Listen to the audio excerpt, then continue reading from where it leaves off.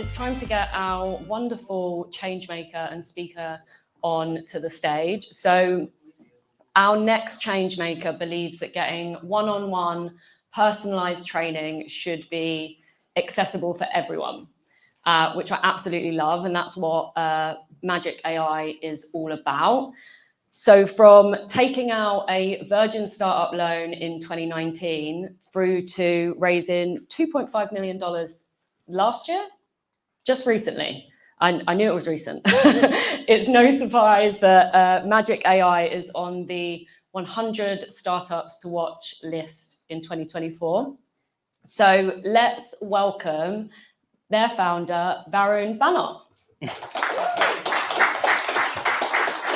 Welcome. Thank you. You had quite a long walk there. Yeah.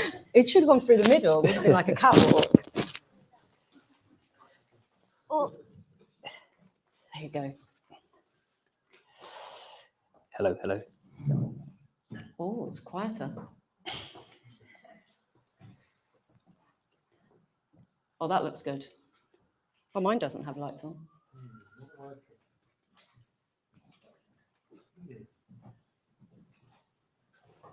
We did do a tech check before, and everything was working fine.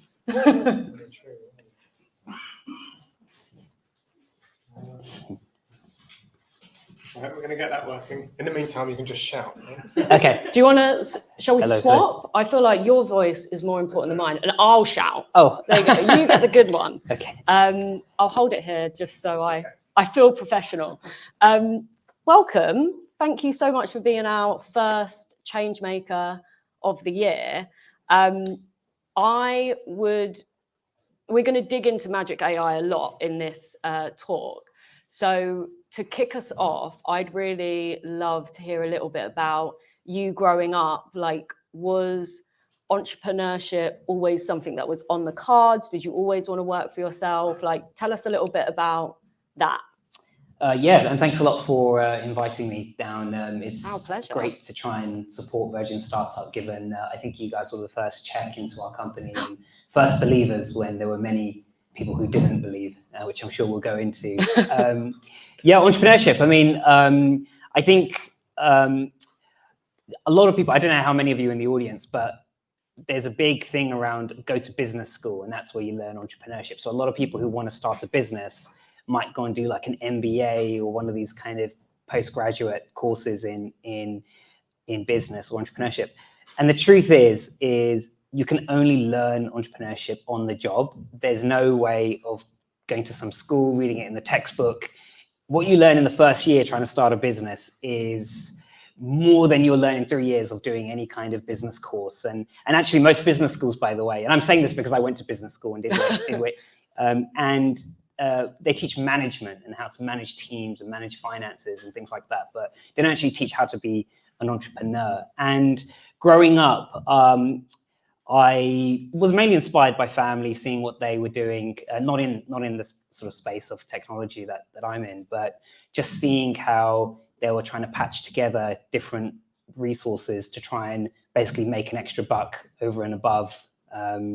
That was particularly inspiring. So, but yeah, came from an entrepreneurial family, but I have to emphasize that everything I learned was really on the job, and particularly in the last few years of running this business, it wasn't from any kind of, I wasn't sort of selling sweets in the playground, and I know that's a common story of a startup, but it wasn't that type of thing.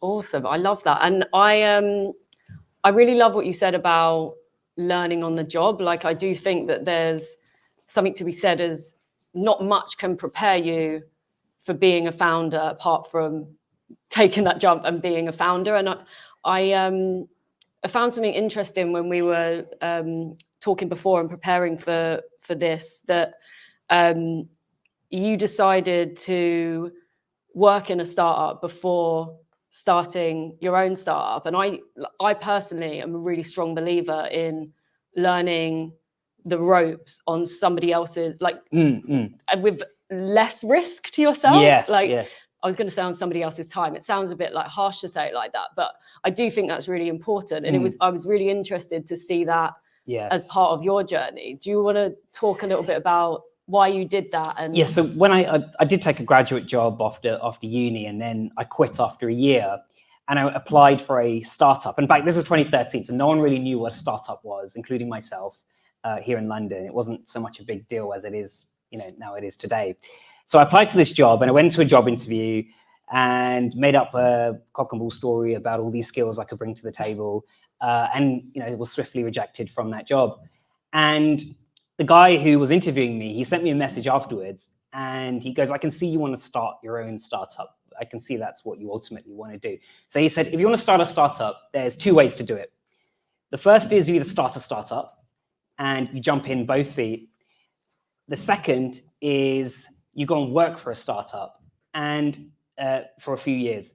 Now, if you jump in with 2 feet, the learning curve will be very, very steep, but you've started your startup and then you're well on your way to your ambition. If you go and work for a startup, the learning curve won't be as steep, but as you said, you get to do it on someone else's dime, so you don't get to make mistakes that cost you. Instead, they'll just cost your employer and hope it doesn't make a massive impact on your own job. And that's literally the best way to do it. So I went to work for a startup here in London called Hubble, who I think may have actually been involved with Virgin at one point.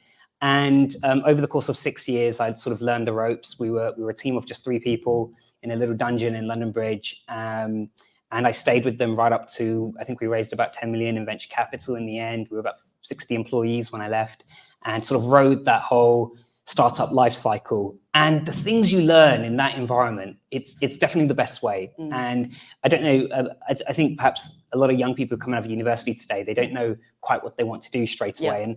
And perhaps they just, they're watching lots of TikTok videos telling them to go and just start this and start that. But I do genuinely believe that the best way is to work for one for a little bit of time, even if it's just a year or 2, and get in that way.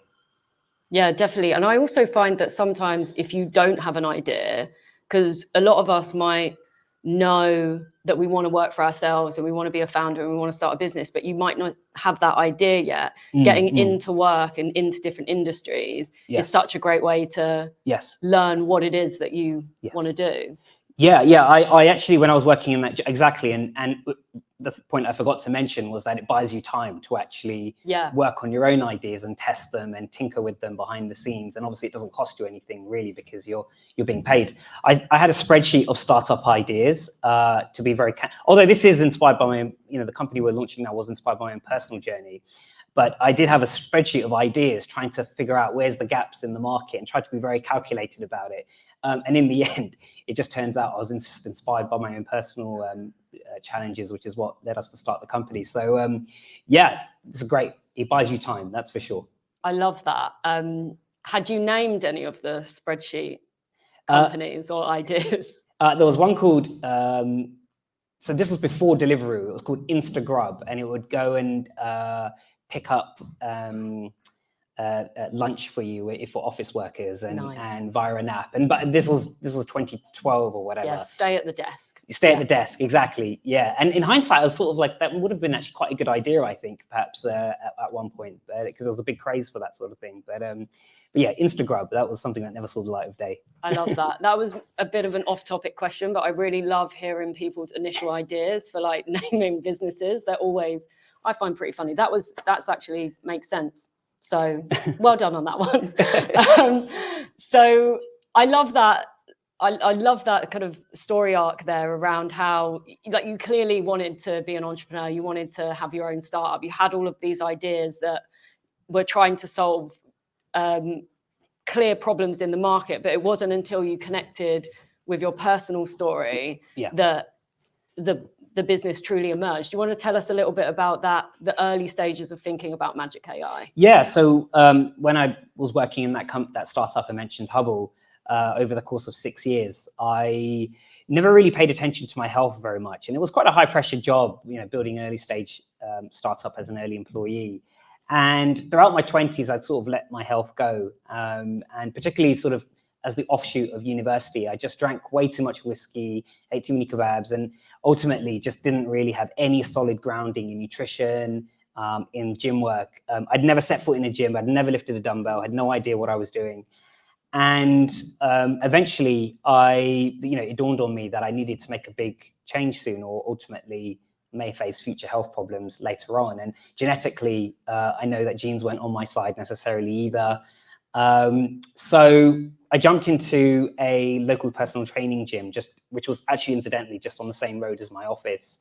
And over the course of about 4 months, lost, I think it was about 25% of my body fat, and did a sort of cover shoot. And it was sort of very cringeworthy, and it's great for our pitch deck, but it's the sort of thing which I never thought I would do. I found it too intimidating. Wasn't the sort of thing that I ever thought I would do. And I realized that actually this is this type of personalized one-to-one training, which costs so much, by the way. I think in London, it can, or especially around here, it will cost about £100 an hour for one person. So I was thinking, is there a way we could try and enable people to get this same one-to-one hyper-personalized training experience, but do it on demand, at scale? It's accessible to people in a safe space where they don't feel intimidated in their homes. And that was the seed and the nugget of the idea, which basically made us start thinking about Magic AI and what we're building today. I'm really gutted that we don't have the cover shot as the opening picture. Like, I think everyone would leave quite quickly. Yeah. We've missed a trick there. I love that. Like, you can really see the passion there that you've like attached to what it was that you went on to create. For anyone that doesn't know, can you summarize what Magic AI is and yes, so you might see the edge of it in that picture, but there's a mirror there. And essentially what we've built is what we call the world's first AI personal trainer. It's a beautiful wall mirror that you put up in your home. It leans up, or you can mount it, just like a piece of furniture, the sort of thing you might have in your wardrobe or in your living room. But when you turn it on, there's a little button. You suddenly get a hologram of an actual human personal trainer that appears in the mirror.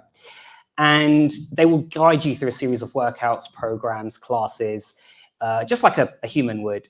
But what's really cool is there's an embedded camera inside the mirror. So as you're working out and following the trainer, you actually get live feedback into your form. They correct you when you're doing it wrong. They count your reps. They guide you on your weights. And they ultimately tell you exactly how you're doing and give you a score. So all of the things that traditionally you had to pay a human to do, 50, 60, up to £100 an hour, we're now enabling people to do that on demand. The whole family can do it. And that's what it is. It's an AI personal trainer. That's like it. When I hear that, it feels so futuristic. I don't know, like even in this day and age, I'm like, wow, that's the future, but it's obviously now. And it really, like, I'm trying to draw back from, this beautiful product that you have now, like kind of draw that back to those like initial kind of sketches and ideas. Yes. And I have a really beautiful quote here from yourself that says, I didn't want to die with my song still inside me. And I thought that was so beautiful. And we had to share it today. And like, I guess I'd love to hear a little bit about the journey of like turning that idea and such a like unique idea into a reality. Like how did you approach that, and how did you kind of get that first thing out there? Yeah. Wow. There's a lots of, you've done your research. That's quite incredible. So in my Alice is very good. In my first job, I mentioned I was in a graduate job. It was an investment bank. And I remember you spend your whole life going through school, then you pass your exams, you study really hard, and then you might go to university and then you study really hard there and get your degree. And then all of that amounts to this job that's waiting for you at the end.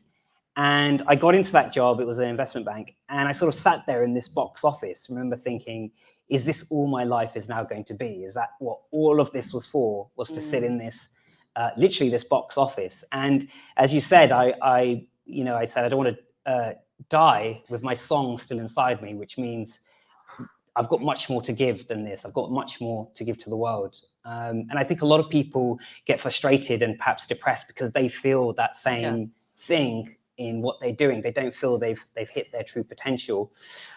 And yes, fast forward several years, that sort of motivation is what made me start thinking about building this business. I think, and I'll be very frank, I think there are businesses out there that could actually make more money than what we're doing, right? We've heard about these type of software as a service platforms, which, they sell on some legal platform, they sell to all these big enterprises and they get these huge 10-year contracts, right? And they become these massive businesses and all the investors want to invest in B2B SaaS. But the truth is if I died next year, I'd be very, very happy that I'm building this type of business because it's making an impact to people's lives. It's democratizing something that previously was very, very expensive. So I think it's very important that whatever you focus on, if it means that much to you, make sure it's something that you'll be proud of if you're no longer here. And I think that for me is my personal reason for doing this. Yeah.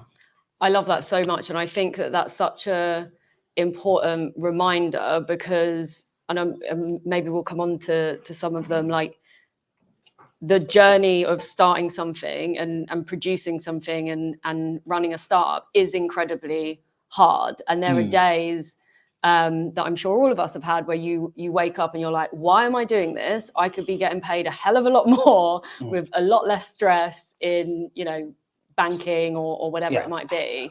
But it's that link to your purpose, your vision, why you're doing what you're doing, the connection with customers that keeps you going, and I guess kind of helps you weather those storms as they come up. It's true, because you're going to miss important family engagements, you're going to work weekends, you're going to be up all hours, and so you better make that mission worth it, right?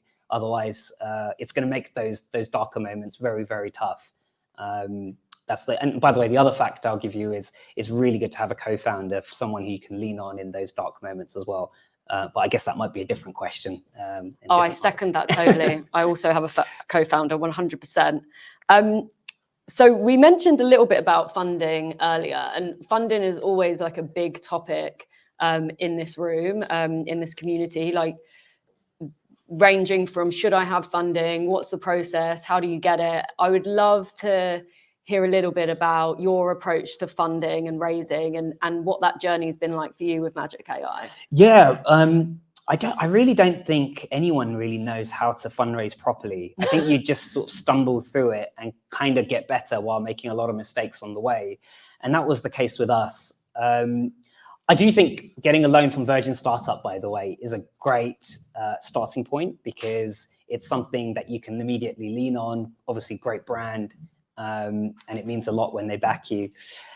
I think that there's no right or wrong way. There are definitely some best practices. The first thing I would say is whenever you go to investors, you have to either be fundraising or you're not fundraising. You're never in the middle. And sometimes people, they're like, oh, I'll talk to a few investors next week, see if they, like my idea. And then they kind of have a little chat and then nothing happens. And then, no. If you're going to go in, you've got to go all in, right? Because the idea is that you need to create a competitive narrative that you are this hot ticket. All of these people want to invest in you right now. And you can't do that if you're just sort of flip-flopping through it. So you have to go both feet in, create a long list of all the targets and make sure you meet all of those targets in the same month. So you create this type of competitive kind of landscape, which forces people to start making a decision and makes it look like you're a hot ticket.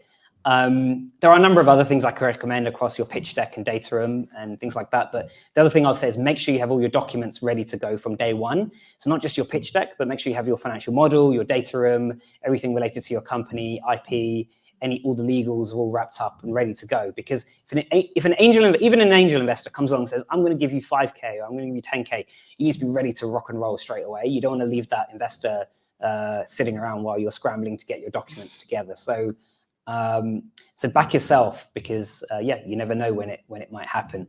But yeah, sorry. Oh, great. Thanks. And our whole journey was, we approached some angels, we started getting interest, and we started getting interest from some funds, and before we knew it, we'd raised just over a couple million, and it was quite unbelievable actually. I mean, I never thought that was something that we were capable of doing.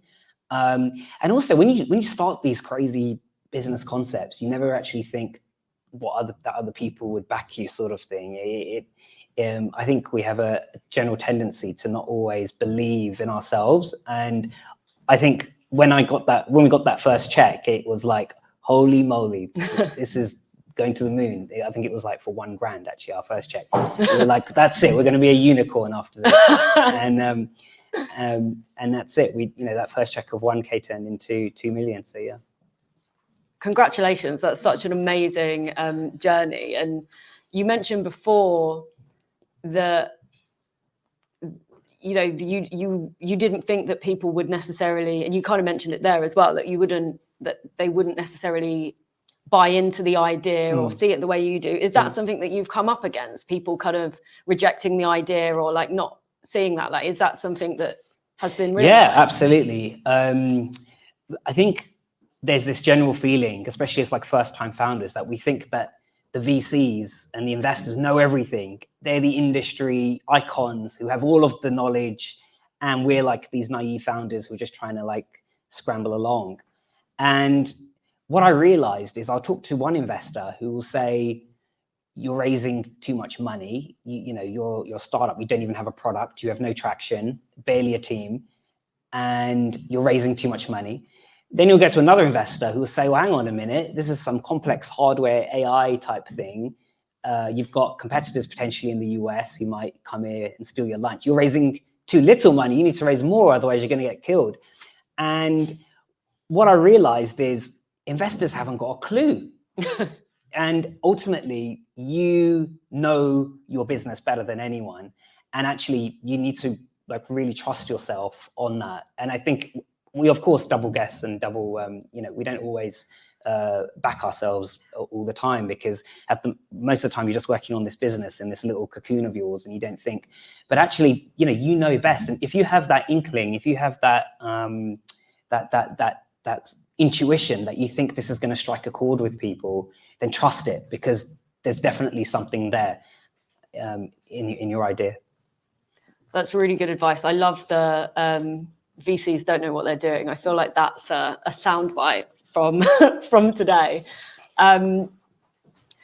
Do you think I was just reflecting on what you were saying there about like you're getting you will get lots of different perspectives from different VCs or different people external to what you're doing. And I'm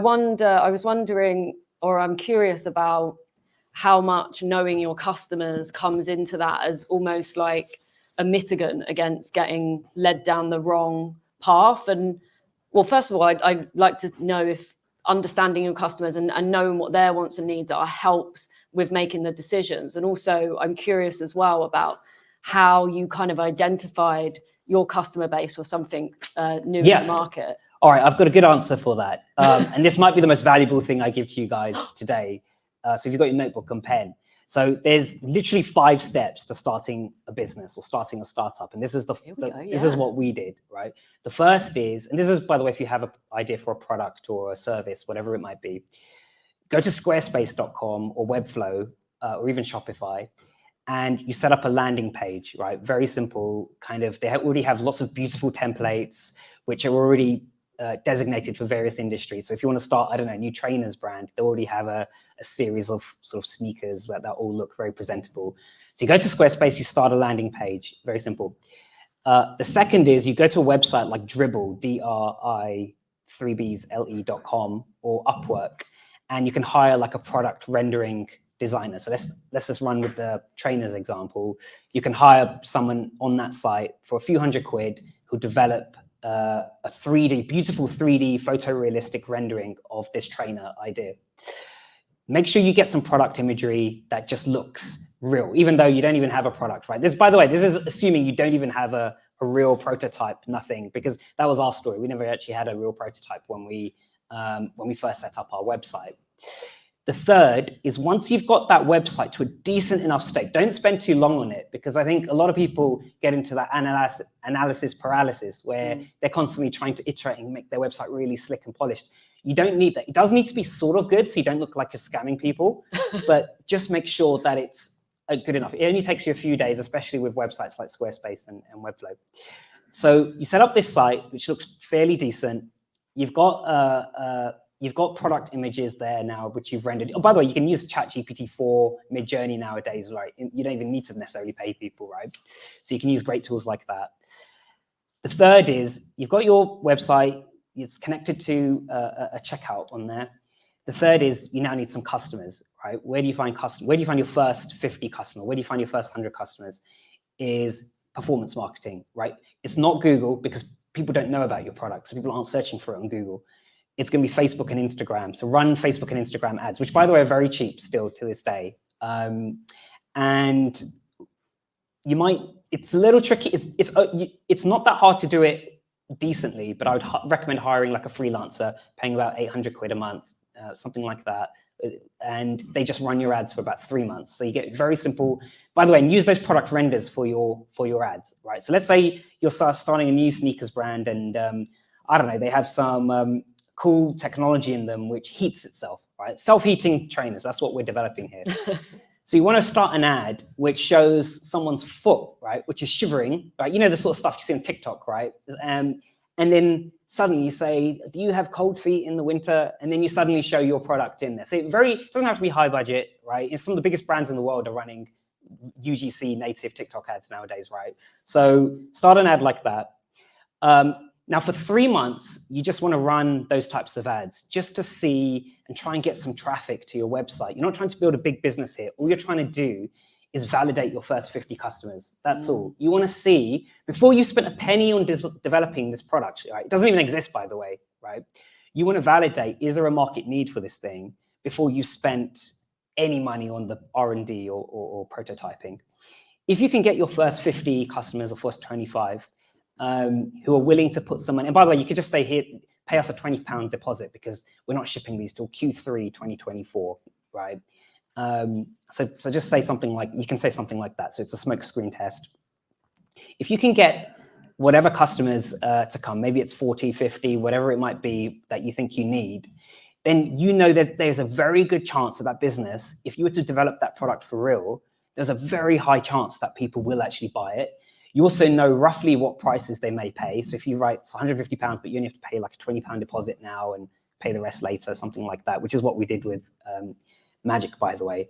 And all of this stuff sounds very whimsical. And I think a lot of entrepreneurs think that this is just some fun game they're playing, that maybe people will buy it, maybe they won't. But I promise you one thing, there'll be a day, that first day, when you look at your phone and you will see self-heating trainer shop has received one order, and there is some random customer up in, God knows, somewhere in Scotland who's actually put money against your trainer and they've bought it. That day, you will be hooked. You'll be like, that's it. I'm going to do this for the rest of my life. And that was actually what happened with us. We had our first deposit for £99 that someone put against the Magic on a website, which honestly, we'd nicked half the, we'd photoshopped the photo. We didn't have any product, right? And that day that we got that first order for £99, honestly, I said to my wife, we're going to be billionaires. And here we are. We just shipped last week our 1,000th order of the Magic. And we're growing. Yeah, let's give that a clap. I love that. Like hot tips. I hope, well, if you didn't get to write that down, you can watch it back. So isn't that good news? Thank you for sharing that. And it's so succinctly as well. We're going to go to questions in a minute, but I have a couple more questions from me. So we've spoke a lot about your journey, getting into becoming a founder, starting, funding, all of that good stuff, the 5 steps to starting, all of that.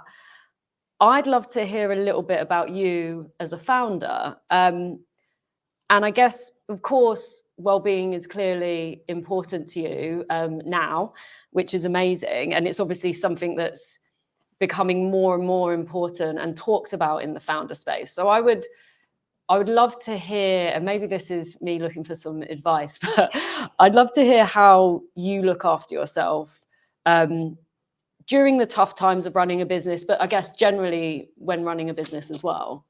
Yeah, very, very hard. And it's actually something I'm still trying to figure out.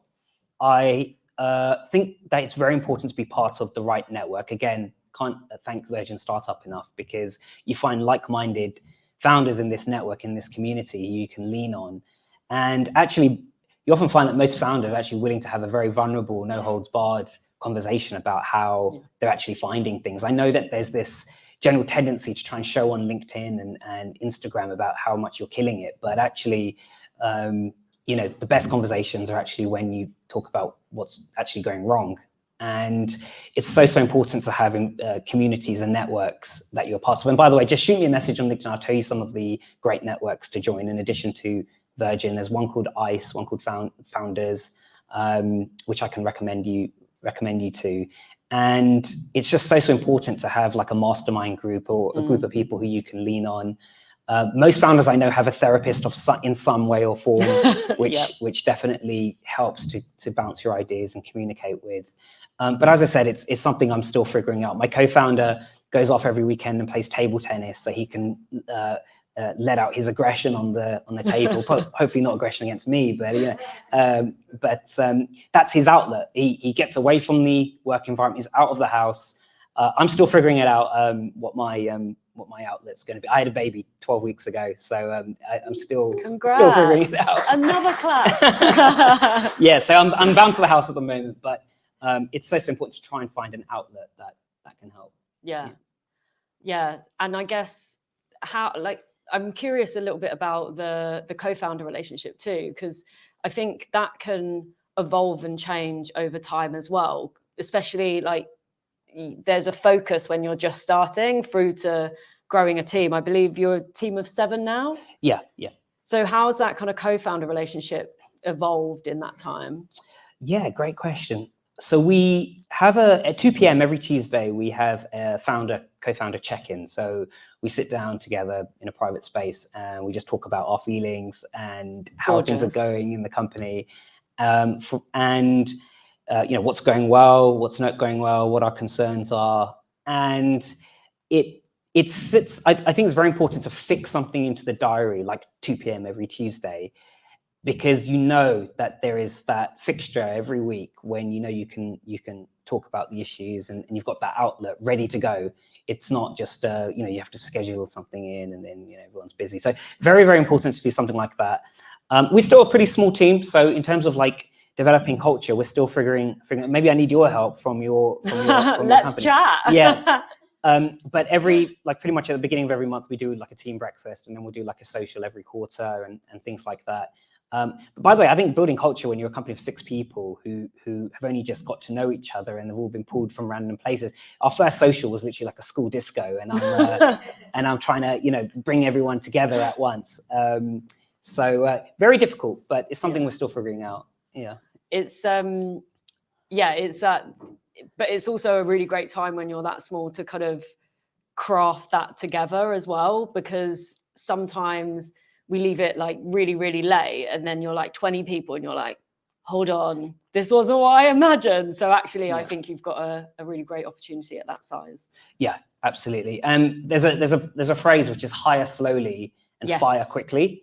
And we've made the mistake where we hired somebody who wasn't that bad, but wasn't that good either. And the problem with people who are in between is it's actually even harder to fire them because they're not that bad.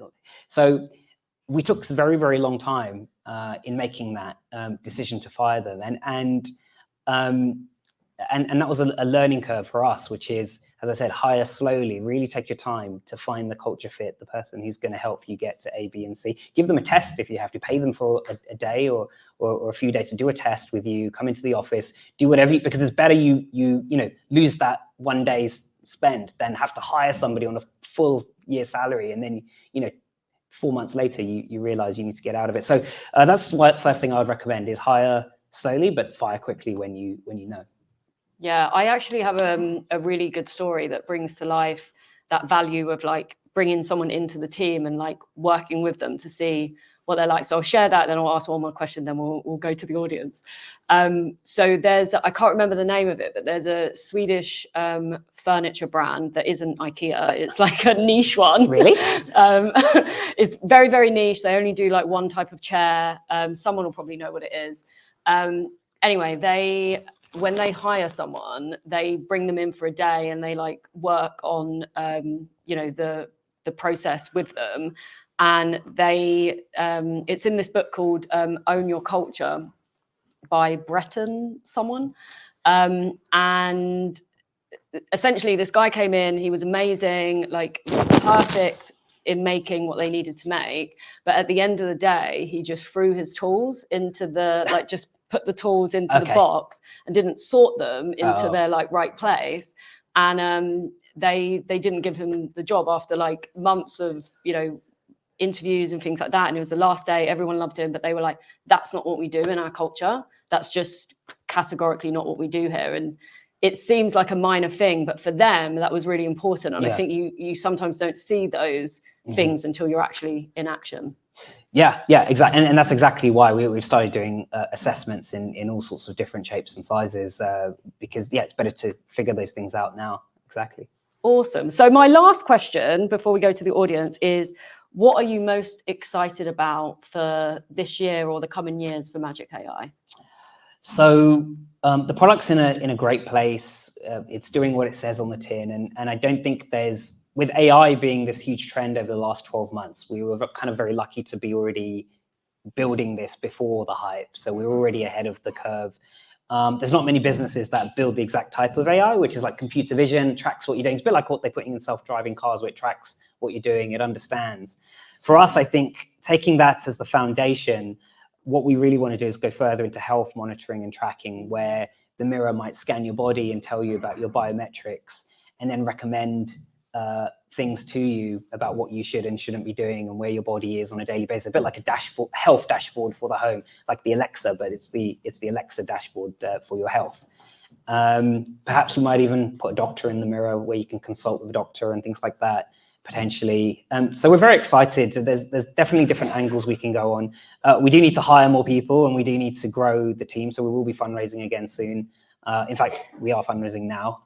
As I said, you've got to turn it on or turn it off at the right time. So we've turned it on just this week, actually. And I'm very excited.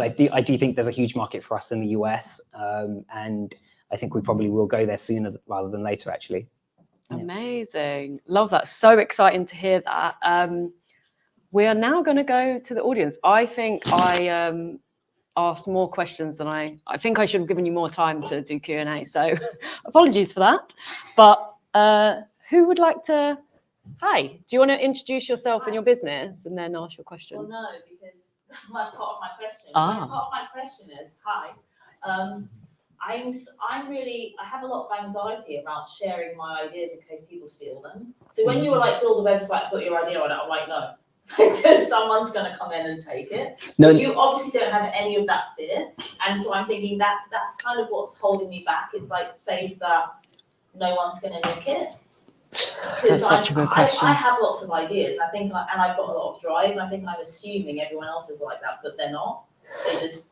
It's so the idea I gave was around when you set up a website and you can run ads to get traffic to the site, so Facebook and Instagram ads. But you don't have to tell any of your friends or people about that. Or do you mean people seeing it and then they might try and comment? Like, what if some stranger, even talking to anybody about it? Because I think the best ideas are really simple. Yeah, generally speaking, and I'm not saying it never happens, but generally speaking, no one's going to nick your idea, right? Because no one's just sitting there twiddling their thumbs in their living room going, I need a business. Oh, I like that one. I'm going to nick it, right? People don't have the drive they don't necessarily know the nuance of the market. They may not know the insight, right? If you're developing those self-heating trainers, perhaps you already know a manufacturer, whatever it might be. Perhaps you've got some insight which they don't have. So generally speaking, it's very, very overstated in my view about people nicking ideas. So I wouldn't put too much importance on it in my opinion, because it actually very rarely happens. And then actually that's the reason why VCs don't sign NDAs at all. They refuse to sign them because no one's got the time to copy your idea, right? If your idea is so good, it will go to the moon on its own. I wouldn't worry. Can I just ask one more? Go ahead. So it's just because you just said you had a baby and you have a wife, and I think I'm really new to, I was like just one woman band for 10 years, and I've got this idea, and I think it's massively scalable, and I've been around this. I actually knew Will Shu, just like having dinner with him, and he was like on the bike, picking up food. So I've got that, kind of idea, but I have a disability, and I have 2 very young kids that I have to support my family, because my other half has to take care of them because I can't take care of them. I also have to pay for childcare. So I'm coming into it with like, I need to pay I can't just afford to be like what I did with my business initially. It was like, I'll sleep anywhere, I'll sleep on your sofa, I don't care. Because I have dependents. And so you have that now. So I'm like, am I crazy? Should I just leave it? But I don't want to die with my song inside me, but I have financial outgoings that I'm 40 as well. That are they're further down the line than like someone that's 25. Sure. So there's like a Paul Graham, who is like a big startup guru in Silicon Valley. He founded Y Combinator, the very famous startup. And he does say, if you're going to start a startup, the best time is in your 20s, because you don't have a mortgage and you don't have kids and blah, blah, blah. And that is something which is said a lot. However, if you do have like dependents and things, one thing which I know has worked with a lot of other founders is, if you're currently working in a job, I don't know if you currently have whatever your income is, but whatever you're doing at the moment, figure out what that number is that you need to attain that might buy you a year's worth of time to work on this idea. And then you pick the time to cut the rope and then do it. That's, give yourself, like, how like a startup has a runway. Like a startup has a runway when you raise investment. You also need a personal runway, right? And so that's what I would recommend is figure out what your personal runway is, and then go with that, right? If it's 18 months, whatever it might be. Yeah. Thank you. Hi at the back. We'll kind of work our way around. Sorry, excuse me. My name is Tekla Barhol. I'm the CEO and founder of a mobile tech platform called Cofounder, which is centered around increasing visibility of pop-up businesses launching in Q1. My question to you is, at what stage were you in the development of your idea before you went for your big fundraise? It was. Could you repeat the question slightly and then answer? So the question is, what stage were we in our product development cycle when we went out to fundraise? So it was actually after we had completed that smokescreen test that I mentioned, but we also did have a prototype which did 6 basic exercises on it. So people could see, and we could actually demo over a Zoom call, this is our product, it does this, it does that. Fortunately, we actually managed to get a deal with Selfridges very early on, just up the road here. So they stocked us actually before we'd even raised. So we already had a little bit of kind of pull from the market, because they could see that there was a little bit of potential. But as I said, all we had done was pre-orders. So we had only sold about 40 or 50 in 1 month of these things. And that was enough to convince enough people to say yes. But it was a long slog. But look, you've got validation when you do that. And if you have a prototype as well, that's only going to add to your case. So yeah, I'd highly recommend making sure you've got a little bit of a prototype to show for yourself as well, because that also shows that you're scrappy, right? As an entrepreneur, you're not sitting there waiting for them to give you their money and then you're going to blow it on lots of stuff. You've got, in fact, the meaning of an entrepreneur is somebody who takes scarce, I think in economic A level, they teach it is to take scarce resources, bring it together to form goods and services. So if you can take some scarce resources and scrap together some sort of prototype, that's a sign of a true entrepreneur, and it will impress investors. Awesome. I think we had a question at the back and then one at the front. Do you want to go first? Hi, I'm Julian, founder of Impact. We basically teaching is the best way to learn, but we're raising currently also seed rounds. So my question is around that. How many, if you can share, of your angels that invested in the first place did you actually reach for cold outreach, and how many were more warm intros? And if it's what I think that it is, which is probably most of them were warm intros in one way or another, is there any that tip or one of the big learnings we had while getting those intros? Is it coming to events like this? Is it joining the networks you mentioned before? Yeah, absolutely. It's very difficult to get in front of investors, including angels, if there's not some sort of warm intro, because that's how actually the world of investment works. There's a lot of hustling involved. The best thing to do is to try and befriend, even just via LinkedIn, befriend somebody like a founder who's already been invested in by that angel or by that fund, because they're the warmest possible intro, right? If they've already backed that guy, then they might back you. So what I did a lot of was I would actually cold email the founders and say, can you introduce me to your fund? And more often than not, they would say yes. Or sometimes I'd say, can I see your deck first, just to make sure you're not just a hooligan who's gonna, because it makes them look bad, right? Because they're putting themselves on the line and to basically kind of endorse you. But that's the way to do it. Just find who they've backed before. Right. Yeah. Thank you. Did you have a question? Yeah, I did. So hi, my name is Avi Sharma. I'm the founder of Avi TV. Awesome. My question, so I actually just asked ChatGPT what's the difference between blue ocean and red ocean. And it says blue ocean is looking at new unexplored markets and red ocean is looking at existing competitive markets. It seems to me that you've gone like right into a blue ocean. Why did you even start this in the first place? Like, why didn't you start something that is already existing and try and compete? Why do you want to start something that's never been done? Yeah, it's a good question. Some investors we talk to say we're in a market that's far too competitive and our differentiation is not that much. And then we talk to other investors who believe your view, which is no, this is incredible. You're the first and there's no substitutions. And that was also why I said earlier, they haven't got a clue what they're talking about. So honestly, take any conversation you have with a pinch of salt.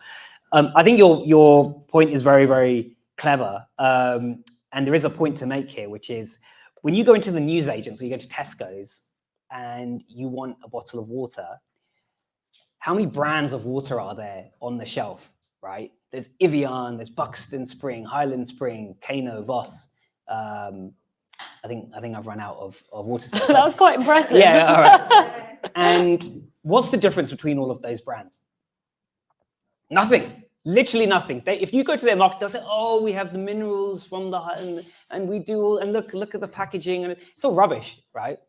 But here's the thing: competition is relevant, and it's important to know what your differentiating factor is.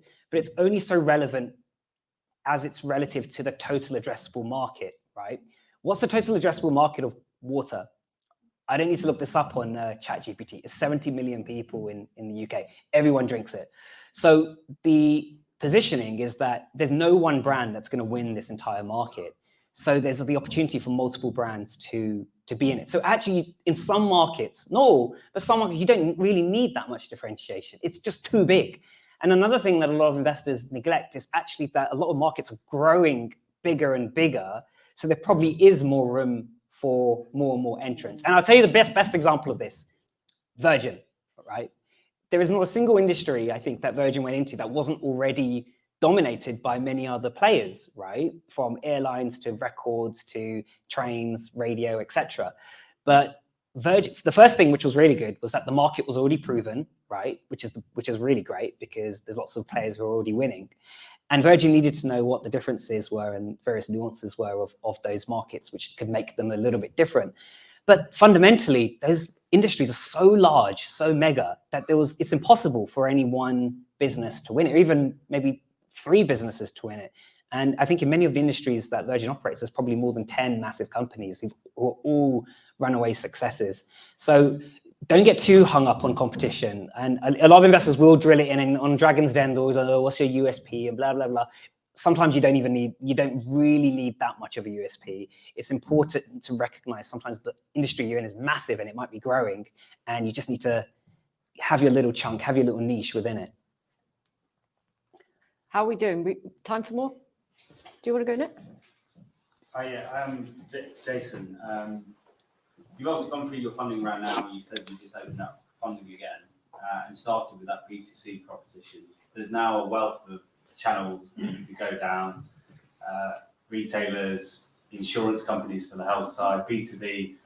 I'm wondering, now you're at this stage, how do you remain focused so that you continue to do what you do well and not spread yourself too thinly? What's your approach to that? Wow, great question. So I think right now we're laser focused on B2C trying to hit our monthly metrics, because ultimately a venture-backed business has to make it to the next funding round, and the only way you do that is by hitting the next sort of revenue milestone. So for us, we're just laser focused on trying to just refine the value proposition, get into as many consumer hands as possible, and then probably in the next like 12 months build out like a B2B model, and we'll probably hire someone specifically to do that. So that's basically the short answer, which is you've got to put one foot in front of the other and just be ruthlessly prioritizing what's most important right now. Don't try and do 100 things at once. Just do one thing and do that one thing well, and go to, if you need to go to investor or go to whoever, go to them with that metric. This is what we've achieved. We've gone from here and now we're here. That's it. Awesome. Hi. I'm the founder of Valiant. I'm Neil. We use real-time interactive workouts and AI to keep beginners going to the gym. So I had a question. I know earlier you spoke about how you can take two routes where you can just dive into the startup. You took the latter, which was you've got to work for a startup for a couple of years, learn the ropes. What happens if you took the first route, which I did, and trying to get up the learning curve much quicker? Do you just lean on to your founder networks and reach out, or what other advice you have for founders that take out? Yeah, as I said, when you do that, the learning curve is much steeper, right? And I guess you're either going to be a success or not, and it's all down to you to make it happen. And the problem, I feel like, I don't know if you've ever seen that cartoon of, I don't know if it's like Tom and Jerry, and Jerry's on Tom's on the train, and he's like building the tracks as the train's like moving, and he's like trying to save himself from falling off. It feels it's going to be like that, right? You're just on this runaway train. You're constantly trying to figure out what that thing is in front of you. And you have to lean on whatever network you've got. So I'd highly recommend doing that. Yeah. How have you done that?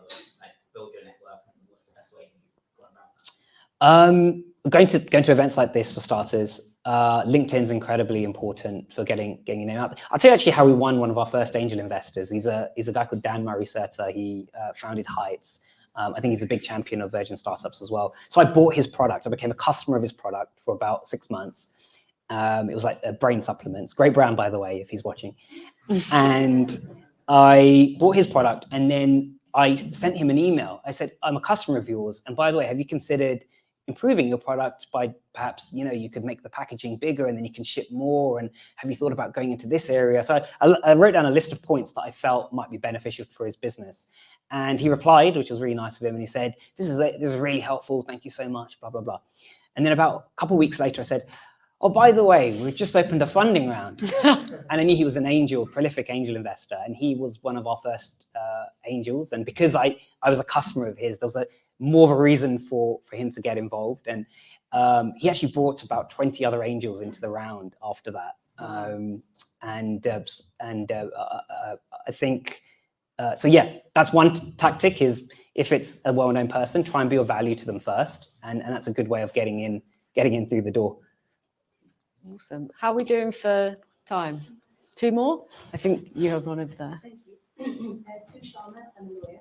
I'd just like to ask you, you've got an incredible product, so congratulations for that. And I think we can all see, all of us can see it's going places, it's going to be incredibly successful. And you yourself have experienced success, you picked up awards, I think you were Entrepreneur of the Year. So it's looking incredibly successful. But I'd like to ask you about failure. Have you ever experienced failure? And if the answer to that question is yes, what made you get up and go again and now produce this fantastic product? Yeah, so before we started this business, I didn't mention it in the talk because it would have got very long-winded, but we did try to launch an app before this, which was still in the wellbeing space. It was more focused on financial wellbeing. And we were going to sell it to companies, right? They were going to be our B2B, we were going to sell it to companies.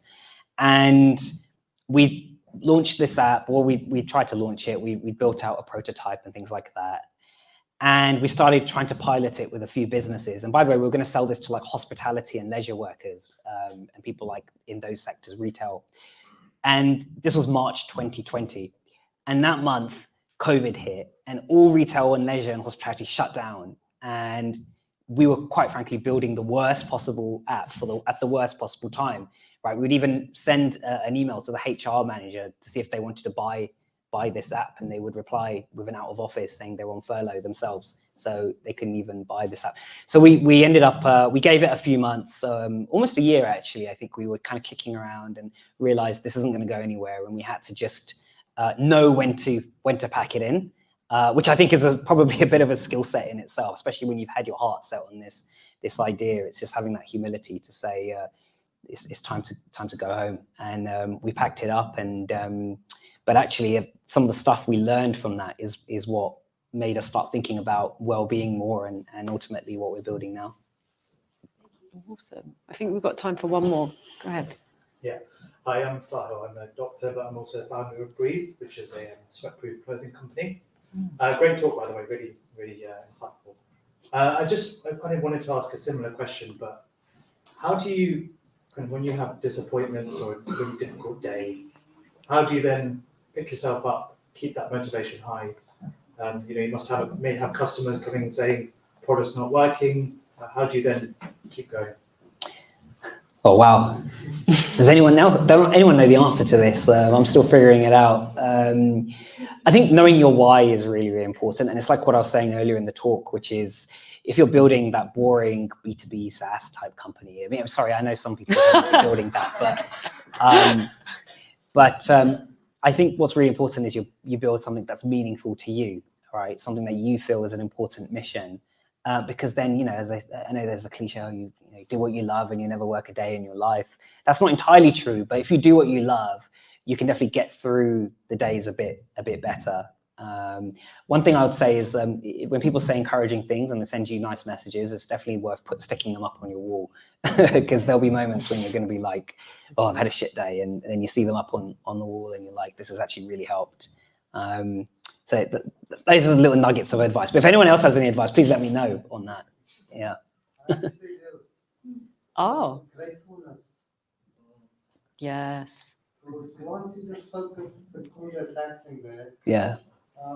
that just kind of disappears. I've been through a lot as well. Yes. I've been from the old startup businesses. Like started from scratch, had to work like 10 years. Get the funding in there, everything.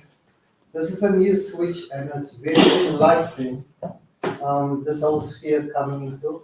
But what I've learned from that was just being grateful, like having the right teams around me, looking back, having the right team, the right people, really helping and developing the people, understanding what drives them, where they want to go to, helping them get there. I can't really explain it, but it's an incredible feeling. But gratefulness is at the core. That is from me something I learned. I love that. Thank you for sharing. I think we're out of time. Thank you so much. Oh, thank you for having me. This has been such an interesting, for sure. Ooh.